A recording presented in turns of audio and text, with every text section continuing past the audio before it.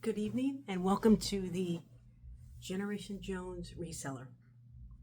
I am the Generation Jones Reseller, and I'm glad you could join me, and I hope you follow me all the way through my video as I share my journey of resourcing. Resourcing can be a lot of fun. It can be a little bit of stress. You can overdo it sometimes. Sometimes it's hard to find stuff depending upon where you live. I'm very fortunate because I live in Florida, and I live in a metropolitan area in Florida. So I don't have any issues with sourcing stuff. I'm always finding good stuff just around, like within a 20-mile radius. I can keep going round and round and round and round to the same stores, and I'll always find stuff. I can keep going back to my favorite Goodwill. And there's Goodwills, a lot of Goodwills here. And there's a lot of donation buildings for Goodwill.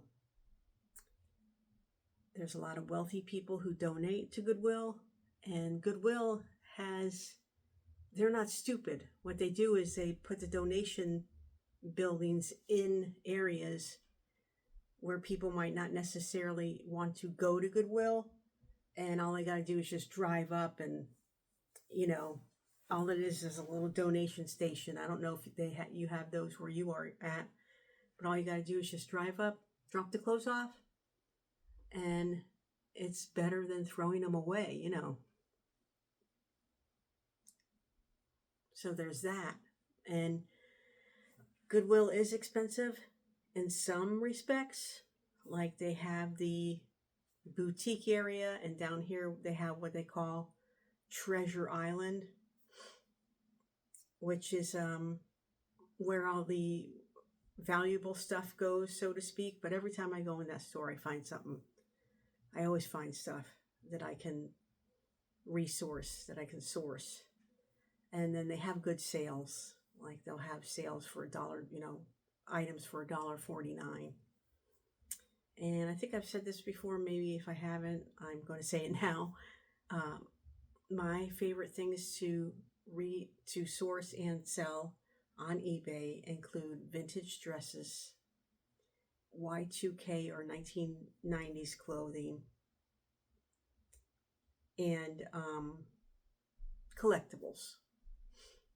Now, Y2K or 90s clothing, you would think that the millennials were buying that, but it's not. It's mostly Generation Z, the younger generations, buying this type of clothing. And you can find it. You just have to look. And sometimes it doesn't always have to have the label, the name brand. It can just look like the 90s and of course the 80s.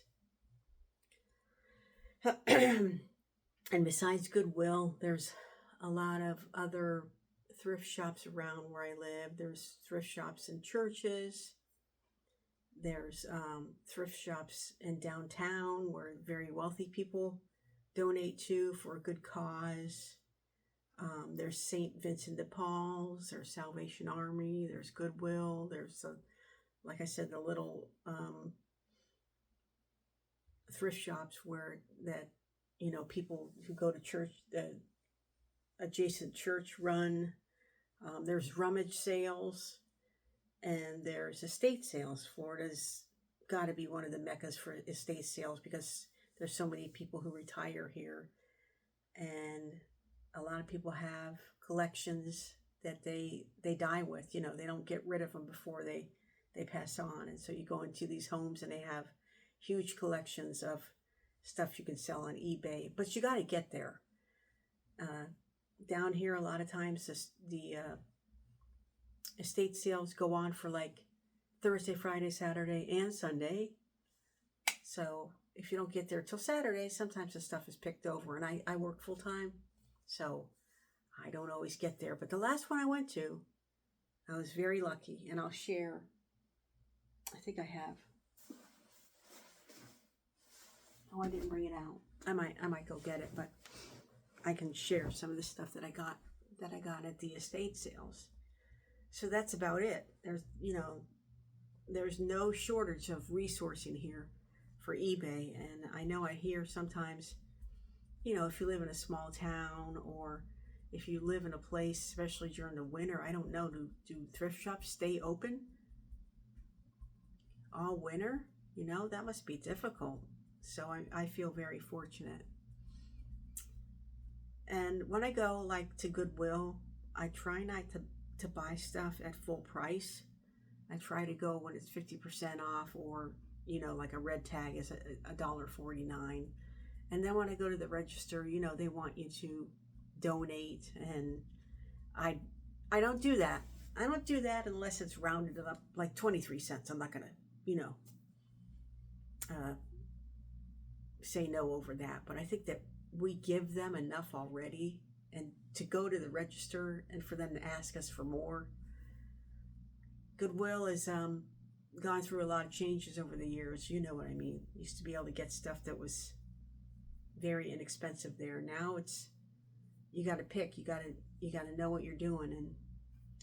And then I also want to share some fun stories about resourcing. There's always a story when you go resourcing, because there's interesting people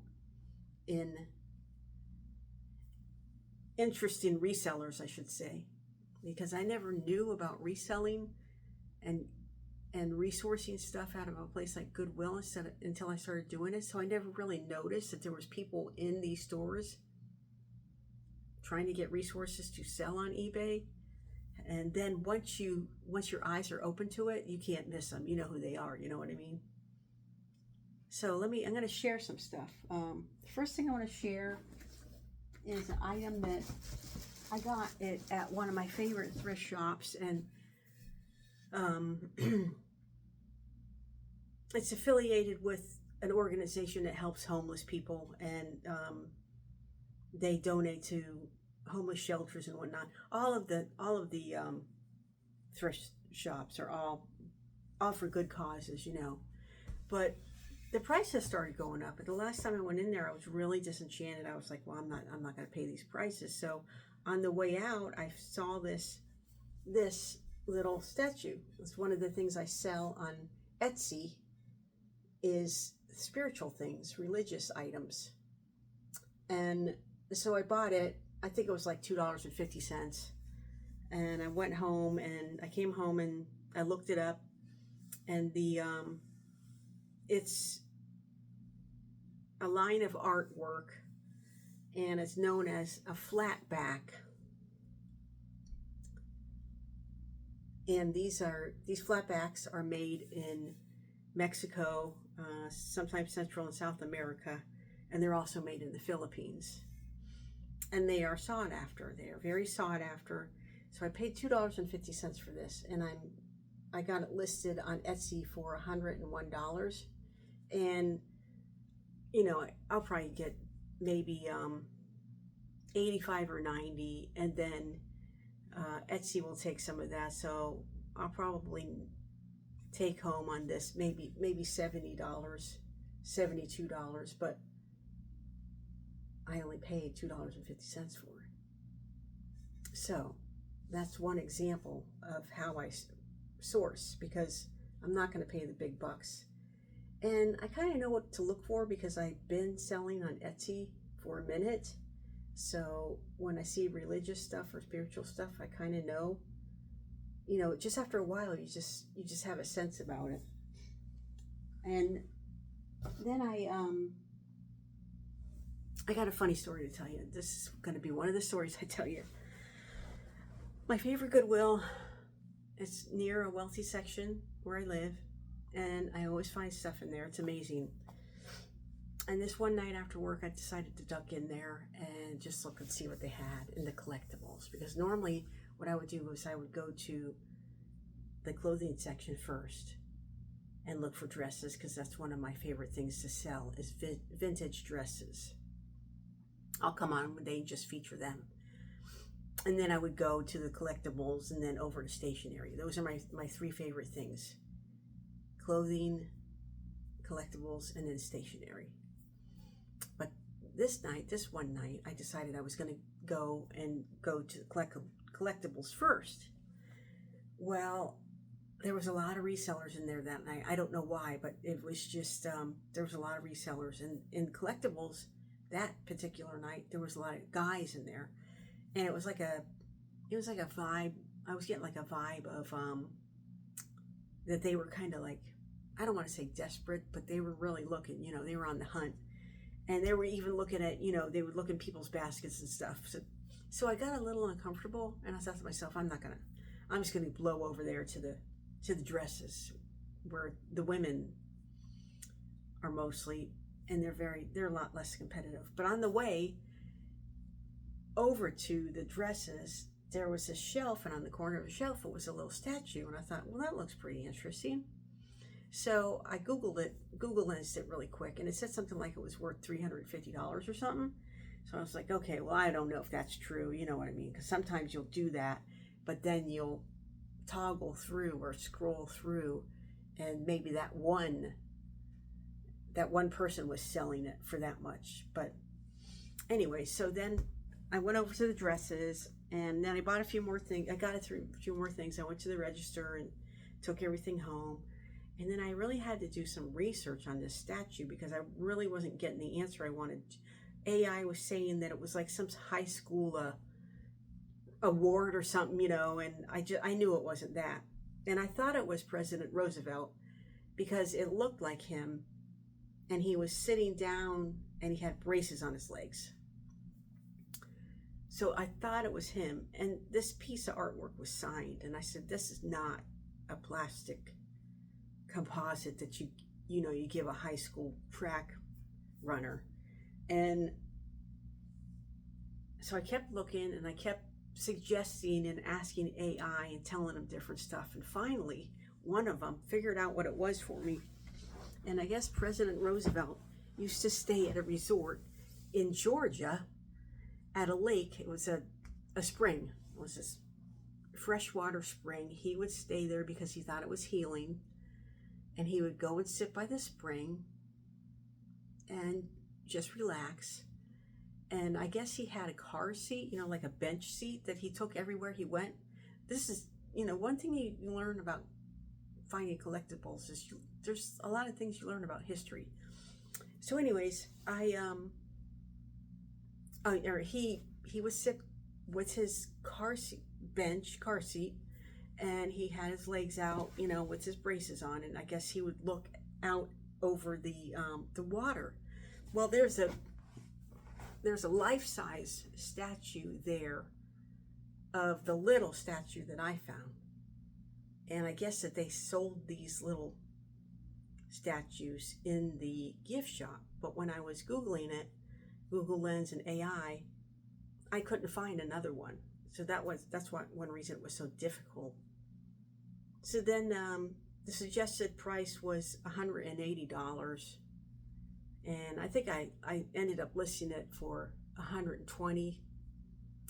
And then when it came down to it, I think I got $85 for it. And then, of course, all the fees and stuff. I think I took home $72, but it was only $5.99. So for $5.99 for a trip to my favorite Goodwill, I made approximately $72. And I just thought it was ironic because, you had all these guys whirling around looking for stuff, and people just pass this stuff by. There's so many things that people, I'm sure I pass stuff by that other people know about, you know what I mean? But that's one story. And another reason I'm telling you that story is because I went into the same Goodwill. Again, I'm always in there. That's my favorite place to go. And I went to the religious section, or the section, spiritual section, if you want to call it that. And I was looking, and I saw this. I hope you can see it. Now, this is also a flat back. It's a flat back of Archangel Gabriel. Now, when I took a picture of this on Google Lens, it said that this was worth $350. Now, I don't know if I'll get that for it because a lot of people overprice stuff. There's a lot of these on Etsy, and there's some of them on eBay too, but most of them are on Etsy. That's where I'll sell this, is on Etsy. But as you can see, the back is flat, and this particular one was made in the Philippines.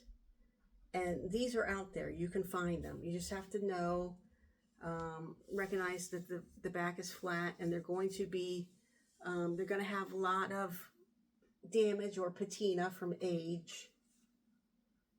And I paid $4.99 for this. I think there's, because orange, it keeps going down.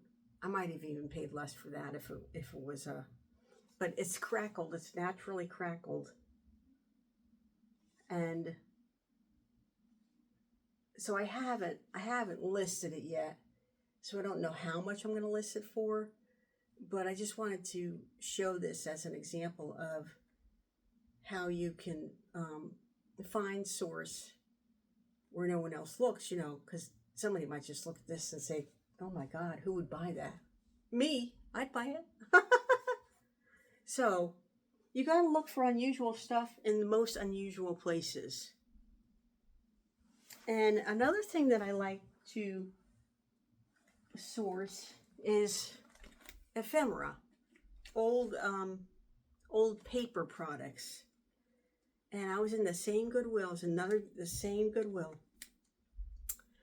And I go to the stationery section because that's where I find the ephemera. And in the stationery section in Goodwill, they'll have these big plastic bags, and they just cram stuff in there. And then they put between $5.99 and $9.99. I think this particular bag I paid $5.99 for, and it had stationery in it. It had these 5 or 6 boxes of stationery.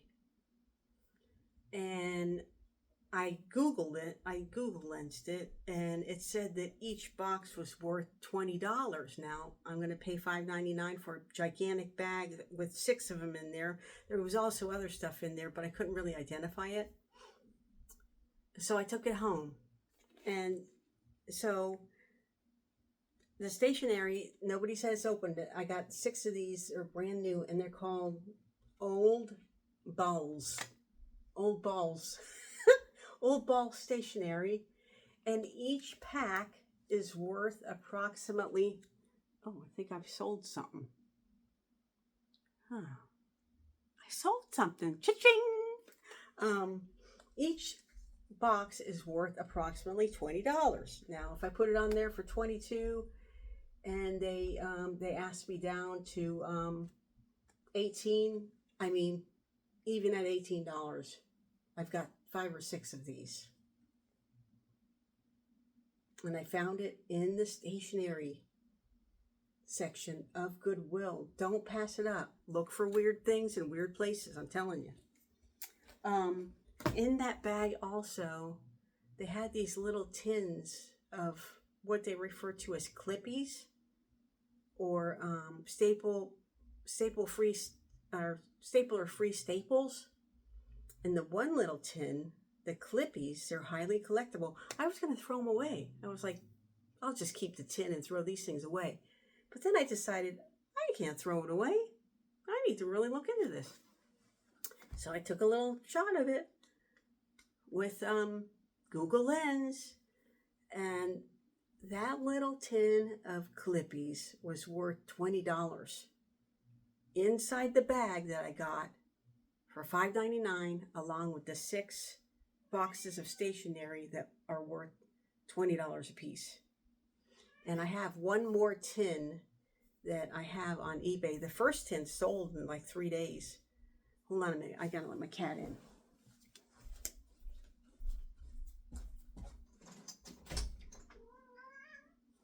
All right, well, you better, if you're gonna visit, you can't be getting near stuff. My cat likes to visit and bother me. So I have one more tin on, and I have it on eBay. I think I have it up there for $22. But when I think about it, it probably cost me less than 25 cents.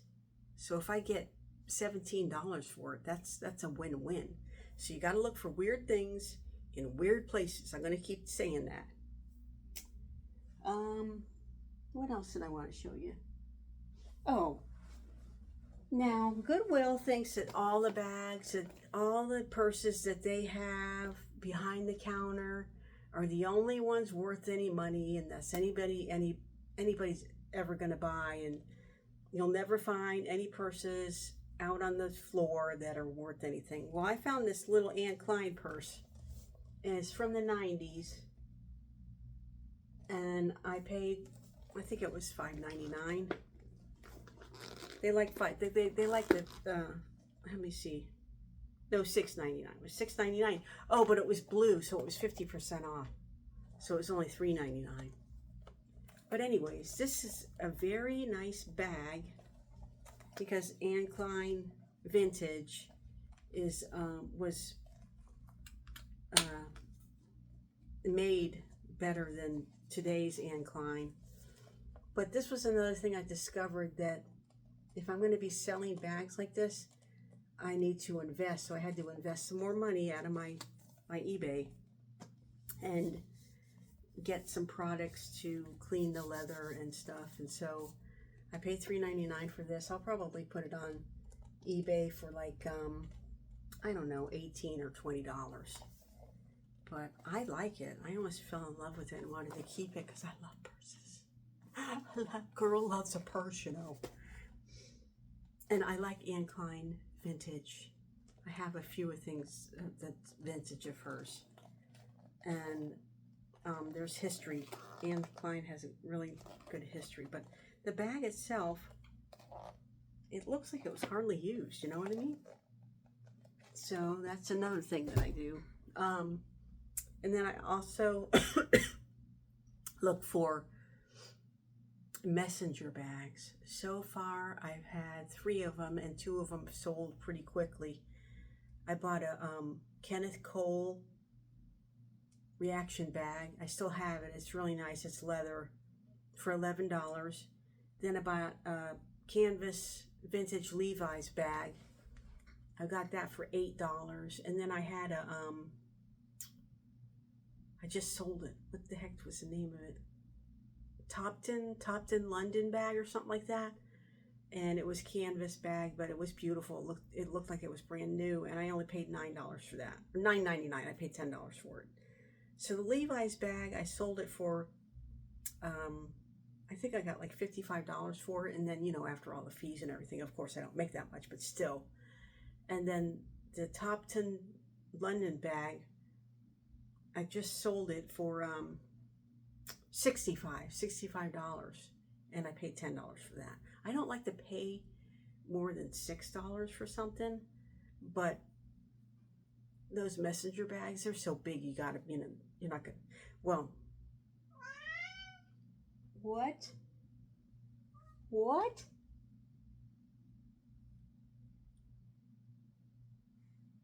He doesn't like the purse or something. I don't know what's going on. So, I mean, it's a big product, so you're going to pay a little bit more for it. Unless it's in rough condition, like the purse that I just showed you has like some scratches on it or scuffs. That's another reason I invested in the leather cleaner and leather, I think they call it leather massager or something like that. So that I can pay less for those types of items and just clean it up. You know what I mean? So, oh, by the way, I clean everything that I buy. Because I feel like if somebody's going to be paying me $30, $40, $50, sometimes $80, $120 for clothing, I feel like I need to clean it. And it's not difficult to clean. Because when I bring it home, sometimes after being in the thrift shop, I'll be, hacking and sneezing away. And I don't want to send that to somebody in the mail after I'm charging them that much. And I don't give free delivery. They pay for delivery. So if they're going to be paying me for products that I sell, I think the least I can do is, clean the clothing. Speaking of clothing, I got another story. Okay, so I watch people on YouTube, and a lot of times they're not full of it, but it can be very misleading. But then other times, no, you can get some really good tips on watching people on eBay. And this one guy I watch, he shows you how to identify caps, ball caps. And so I just listen, and then when I go, I look, and I went into this little vintage or store, this little secondhand store right near where I work, right by my office. And it's kind of expensive because it's downtown. A lot of rich people live there. So I call it rich people thrifting, because the rich people are buying the rich people's stuff. But it's always going to a good cause, so I can't knock it. But anyways, I go in there because they have really good sales. And so I went into the men's section, and I was looking. There was a whole, there was a rack of clothes, and then on top of it, they had ball caps. And I saw this one. On one side, it said VIP. On the other side, it said Rolex. And then it was obvious that it was like a vintage. And then on the front, it had some sort of like sailing regalia or sailing regatta or something like that. And it was only $1. And I thought to myself, I'll get it just in case. If it's nothing, I'm out $1. Who cares?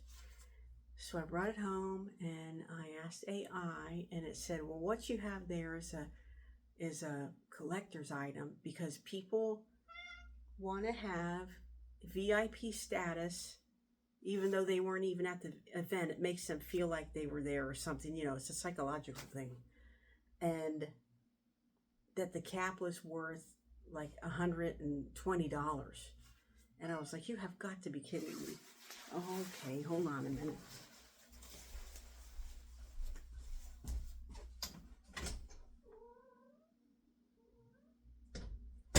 I'll probably want back in a minute. So I posted it. I posted it for $120, and it stayed on there for a minute, but it got a lot of watchers and a lot of look-sees, and then somebody offered me, they tried to lowball me. They wanted to give me like $50, and I said no, I'm not going to take $50 for it. I know it's worth something. And then they came back. I came back with like $90. I was going to go down to 90 for them. And then they said 85. And I was like, all right, I'll take 85. I paid $1 for it. For a cap that looked like somebody would throw it away. Look for weird things in weird places. Believe me. That's why I'm going to show you this item, because it was in this same Goodwill, and it was in the men's section where the jackets are. And I'm like, okay, well, it's a windbreaker. A windbreaker out of all things. And it's a windbreaker made by Dunbrook Distinctive Images. I guess that's right there is a good thing to look for. Dunbrook Distinctive Images. I think they make sporting goods or something. But this is another nautical thing. And I live in Florida, so they make a lot of boats here, right? So on it, it says Team Wellcraft Aqua Sports and Hydra Sports. And then it has a little American flag on it. Now, this jacket just alone might only be worth $10 or $15. But because it has that on it, I think they said I should list it for like $95, $105 or something like that. And I guess the story is Wellcraft, Aqua Sports, and Hydra Sports are now one company. But when this event was on, they were all separate companies. And people who collect this stuff, this is the kind of stuff they look for. So I washed it. It came out nice. It came out really nice. It's actually a really nice jacket. It's got, you know, the hoodie in it, and then it's got the cowl neck that comes up, and all of the elastic is still really good, and the zipper works really well. And so I look for weird things in weird places, and nobody was looking at this. They didn't even take a second look at it. I looked over, and there was some guy. He was at the Treasure Island section, and I'm thinking to myself, because I always get like a little bit of paranoid when I find something that I think might be worth something, that somebody, you know what I mean? I don't know why. It's just a thing anyways. And then nobody at the register. It's just weird when you know you might have something that's worth something, and then I don't know, I kind of feel guilty, like I'm getting over on them, but I'm not, you know, because they would have it in the boutique section or in the Treasure Island section. So I'm going to post that. I'll keep you guys. I'll let you guys know how that one goes. I haven't listed it yet. Okay, now another one is there's two St. Vincent de Paul's near me. One's south of me, and the other one's north of me, and I'm like in between both of them. The one south of me is a wealthy section of town, and the prices are high, but they have really good sales. So I don't go out of my way to go over there, but if I'm over there for some reason, I go in there, unless they're advertising a sale or something. But then the other one north of me, their prices are always low, so I go in there. The last time I went in there, I was able to find two pairs of vintage jeans, and one was Levi's. It was made in the USA. It wasn't early vintage. I think it's from the 80s or 90s. But the sell-through rate, which I'll talk to you about in a minute, how I feel about sell-through rate. But the sell-through rate was 22%, and so I paid $4.95 for the jeans, and I have it on eBay for $45. Now, I hear other YouTubers talk about sell-through rate a lot, and so I researched it and looked into it, and I guess that's the rate that an item will sell for. Like, if it's 22%, then it's going to, I don't know what, sell 22% of the clothing at a 22%, wait, the clothing that's 22% sell-through rate will sell 22% higher than other clothing. I don't know I don't know what it means, but I know the higher the rate, the better. Or that's what they say anyways. I don't completely believe it. And this is why. Because they'll tell you, oh no, you know, they act like there's so many pieces of clothing that you can obtain that are, you know, 30, 40, 50, even 100% sell-through rate, that you're just going to be resourcing that all day long. And it's just not true. I'm finding that the higher sell-through rate clothing is more difficult to find. And if you do find it, like a Lululemon, it's too expensive. I'm not going to pay that much for it. I'm not going to pay $15 for a pair of yoga pants just to sell them for $80 when I can find stuff for $1.49 and sell it for $80. I'm just not going to do it. So then sometimes I'll look on there, and something I might buy only has like a 10% sell-through rate, and I'm supposed to think that I shouldn't buy that, or that I might not be able to sell it if I do buy it. I bought it anyways, and guess what? The particular item I'm talking about, I sold it quick. So the Levi's are supposed to have a 22% sell-through rate, but they haven't sold yet. I think it's been 2 weeks and they haven't sold yet. So another thing I bought at that thrift shop was a rock and roll t-shirt. This one is Alvin Lee, And it's not vintage. It's almost vintage, but it's not vintage, and it's also not an original concert t-shirt. However, people will still pay for it. So I paid, at this particular St. Vincent de Paul, they have jeans for $4.95, and then t-shirts for $2.95, or $49. 5 or $4.49. Yeah, $4.49, and then $2.49 for t-shirts. So I paid $2.49 for this, and I'll probably be able to sell it for like $18 or $20. And I mean, it was just there, I don't know why nobody got this. I like Alvin Lee because I went to a concert of his. I think I've been to 2 concerts of his when I was younger.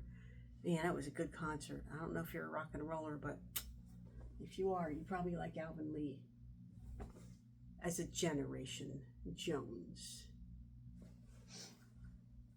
So that was one t-shirt. Another t-shirt I got it at an off-the-wall thrift shop. You would never think that this kind of clothing would be in there, because you go in there and it's a bunch of little old ladies volunteering, and it just looks like they would just have vintage dresses and stuff. But they have Y2K 1990s clothing, and this is an Echo t-shirt. Do you remember Echo?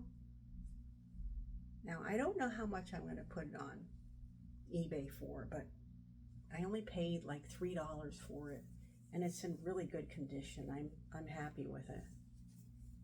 But it has really a nice logo on it, so I think I'll probably get something for it. And I do hear a lot about this brand, and this brand was around when, my kids were younger, because they're millennials, and they liked that brand. They liked apple bottom jeans, Echo, what's that other one? It's escaping me now. There was three or four different types of items that they liked, that now I know what it is, because I used to buy that for them when they were little, so I know how to look for it. That's an easy one to look for, especially if you have kids that used to wear them. Now the people who buy these clothings, the Y2Kers, the ones who like the Y2K clothes, they don't always want to pay. They try to jack you down. They'll go in your inbox and say, hey, I'll give you, like if you want $50 for something, they'll try to jack you down, right down, all the way down to like $15. I'm like, nah, I can't do it. So you just keep it on there for a little while longer, and then somebody who wants it will eventually buy it. And there's one more thing I want to show you, and I want to discuss an opinion I have about it. Hold on a minute.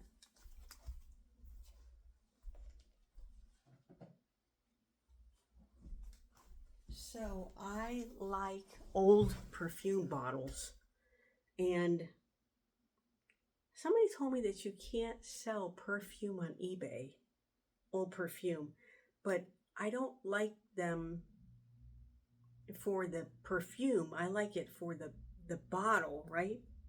I'm gonna have to find out about that, because if not, I can probably sell this on Etsy. But I found this little